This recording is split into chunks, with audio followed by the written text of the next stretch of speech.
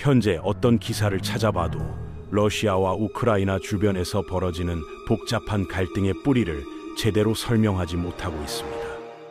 사람들은 이 땅에서 벌어진 수천 년간의 격동적인 역사를 모른 채 표면적인 분석에만 의존하고 있죠. 그런데 이 지역의 진짜 이야기는 훨씬 더 장대하고 복잡한 문명의 교차로에서 시작됩니다. 오늘은 이 거대한 평원에서 펼쳐진 놀라운 역사의 여정을 함께 따라가며 현재 상황의 진짜 배경을 이해해 보겠습니다. 지금 러시아와 우크라이나라고 부르는 이 광활한 땅에는 몇천 년 전부터 신비로운 민족들이 살고 있었습니다. 이들은 말을 타고 초원을 누비던 유목민들이었고 청동으로 만든 아름다운 도구와 무기를 사용하는 고도의 기술을 보유했죠. 이들이 남긴 흔적은 오직 거대한 무덤뿐이었는데 이는 그들의 독특한 장례 문화를 보여줍니다. 남쪽의 끝없는 스텝 지대에서 살아가던 이 민족들은 자신들의 지배자가 죽으면 쿠르간이라는 엄청나게 큰 흙무덤을 만들어 그 안에 매장했습니다. 이 무덤들은 단순한 매장지가 아니라 당시 사회 구조와 권력 체계를 보여주는 중요한 고고학적 증거가 되었어요. 고대 그리스의 유명한 역사가 헤로도토스는 이들을 스키타이족이라고 기록에 남겼습니다. 그는 이들의 용맹한 전투력과 독특한 문화에 대해 상세하게 기술했으며 특히 그들의 말타기 실력과 활솜씨에 대해 감탄을 표했죠. 스키타이족은 그리스와 페르시아 같은 당시의 강대국들과도 맞설 수 있는 강력한 군사력을 보유하고 있었습니다. 그런데 시간이 흘러 이 땅에는 로마 제국을 무너뜨렸던 그 무서운 전사들과 비슷한 노르만족들이 빠른 속도로 침입해왔죠. 이후 슬라브족이라는 새로운 민족이 이곳에 터전을 잡기 시작했습니다. 이들은 비슷한 말을 쓰고 문화도 어느 정도 공통점이 있었지만 실제로는 서로 다른 여러 부족들로 나뉘어져 있었어요. 각 부족은 고유한 전통과 지도자를 가지고 있었으며 때로는 서로 협력하기도 하고 때로는 경쟁하기도 했습니다. 스칸디나비아 반도에서 온 바이킹들이 바랑인이라는 이름으로 동쪽 땅에 나타났습니다. 이들은 러시아의 크고 작은 강들을 따라 올라가면서 약탈도 하고 교역도 했으며 현지 주민들과 복잡한 관계를 형성했죠.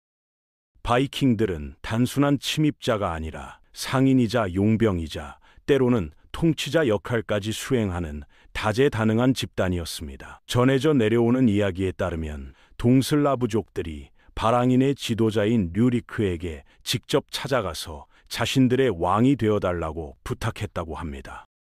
서로 분열된 부족들을 하나로 묶어달라고 간청한 것이죠. 류리크는 이 제안을 받아들여서 노브고로드라는 도시를 자신의 수도로 정하고 새로운 왕조를 세웠습니다. 이것이 바로 러시아 역사에서 가장 중요한 전환점 중 하나가 되었으며 통일된 국가 형성의 시발점이 되었어요.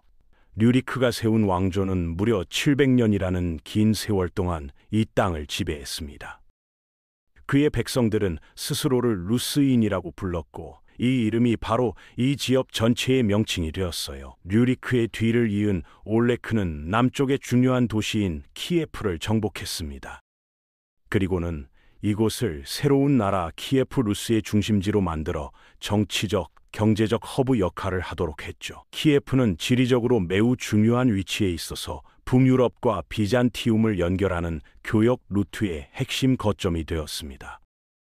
100년 정도가 지난 후에 볼로디미르 대공이라는 인물이 등장합니다. 그는 남쪽에 있던 강력한 비잔티움 제국과 좋은 관계를 맺기 위해서 중요한 결정을 내렸습니다.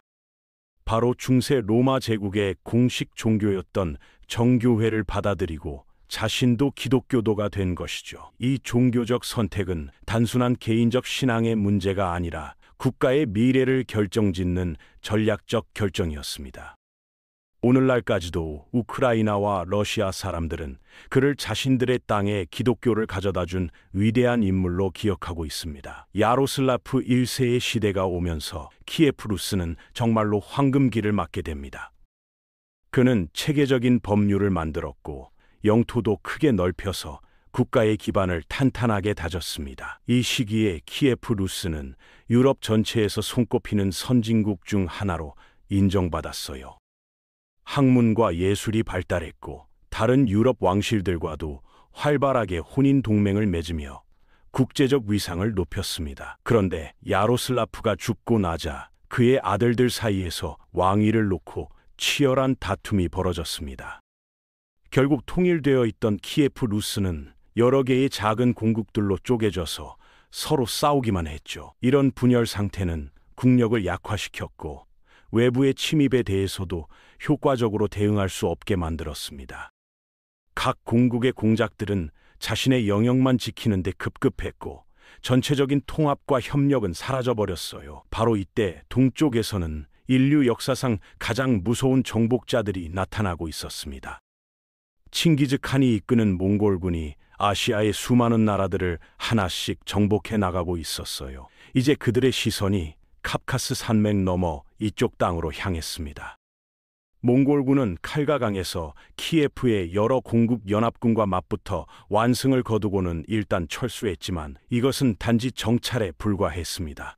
14년이 지난 후 몽골군이 다시 돌아왔습니다. 이번에는 바투칸이 이끄는 엄청난 규모의 대군이었고 그들의 목적은 완전한 정복이었죠. 이들은 이 땅을 완전히 정복해버렸으며 저항하는 도시들은 모조리 불에 탔고 그곳에 살던 사람들은 대량 학살을 당했어요. 몽골군의 잔혹성은 상상을 초월했으며 수백 년간 쌓아온 문명의 성과가 하루아침에 재가 되어버렸습니다. 그런데 노브고로드라는 도시만은 몽골군에게 순순히 항복했기 때문에 살아남을 수 있었습니다. 노브고로드의 공작이던 알렉산드르 넵스키는 또 다른 위기에서 도시를 구해냅니다. 서쪽에서 온 튜튼 기사단이 침입했을 때 그는 얼어붙은 페이푸스 호수 위에서 벌어진 전투에서 이들을 크게 물리쳤어요. 이 전투는 러시아 역사에서 매우 상징적인 의미를 가지며 서구 세력의 침입을 막아낸 대표적인 사례로 기록되었습니다. 넵스키는 지금도 러시아에서 가장 존경받는 영웅 중 한 명으로 여겨지고 있으며 그의 이름을 딴 훈장까지 만들어졌죠. 몽골인들은 이제 이 땅의 새로운 지배자가 되었습니다. 그들이 세운 제국은 킥차크 칸국이라고 불렸고 사라이라는 수도에서 칸이 모든 것을 통치했죠. 원래 이곳의 주인이었던 루스인 공작들은 이제 칸의 부하가 되어야 했습니다. 몽골군의 침입을 막기 위해서는 정기적으로 조공을 바쳐야 했고 공작 자리에 오르려면 칸의 승인을 받아야 했어요. 루스인들은 이 몽골 지배자들을 타타르인이라고 불렀으며 그들은 타타르의 지배 아래에서 굴욕적인 생활을 이어가야 했죠. 알렉산드르 넵스키의 아들인 다닐은 놀라운 속도로 세력을 확장해서 모스크바 대공국이라는 새로운 나라를 건설했습니다. 우즈베크 칸이 통치하던 시기에는 타타르인들이 이슬람교로 종교를 바꾸는 일도 있었어요. 한편 서쪽에서는 리투아니아 대공국이라는 새로운 강국이 등장해서 푸른강 전투에서 타타르군을 이기고 키예프까지 차지했습니다.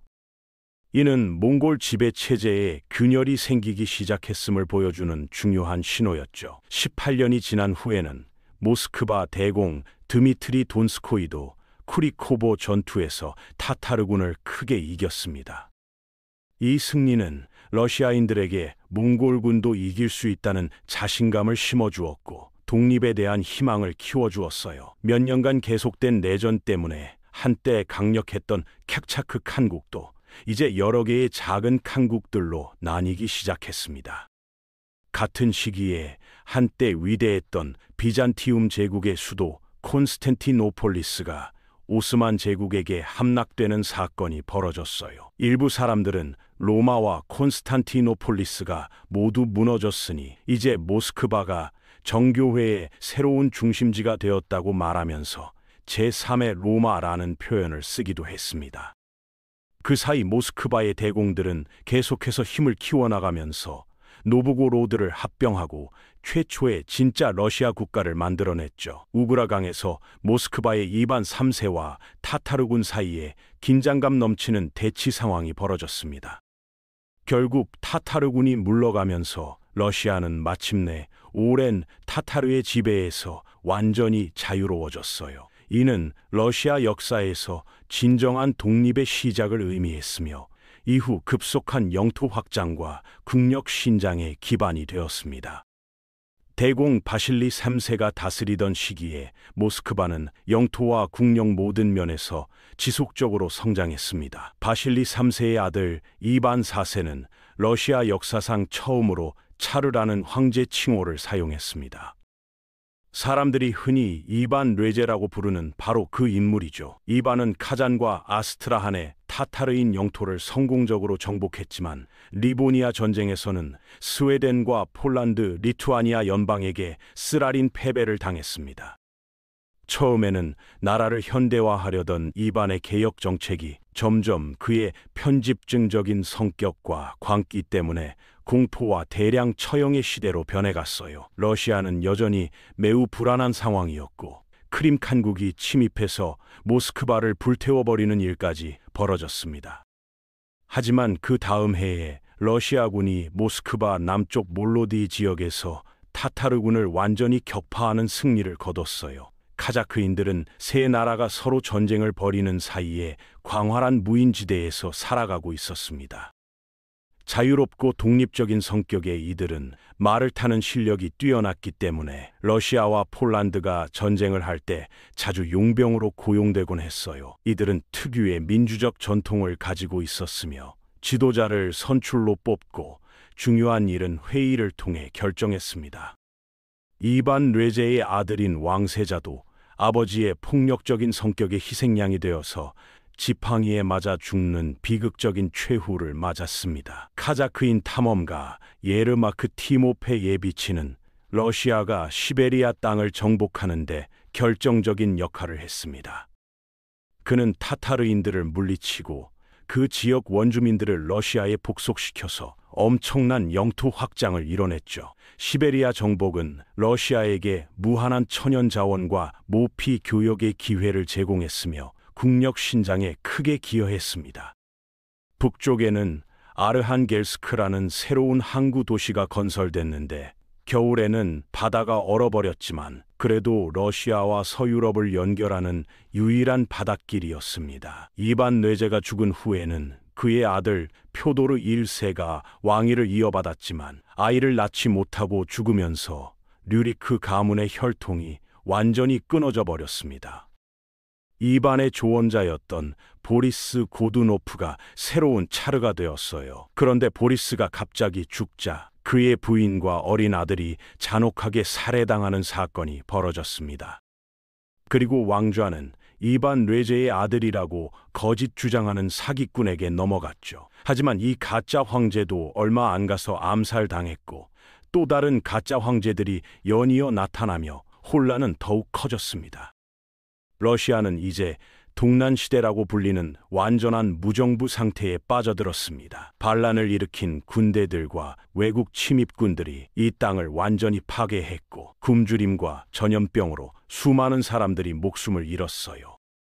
폴란드군은 수도 모스크바를 점령했고 스웨덴군은 노브고로드를 차지했습니다. 러시아라는 나라 자체가 완전히 사라질 위기에 처한 것처럼 보였고 분열된 각 지역은 서로 다른 외국 세력의 영향 아래 놓이게 되었어요.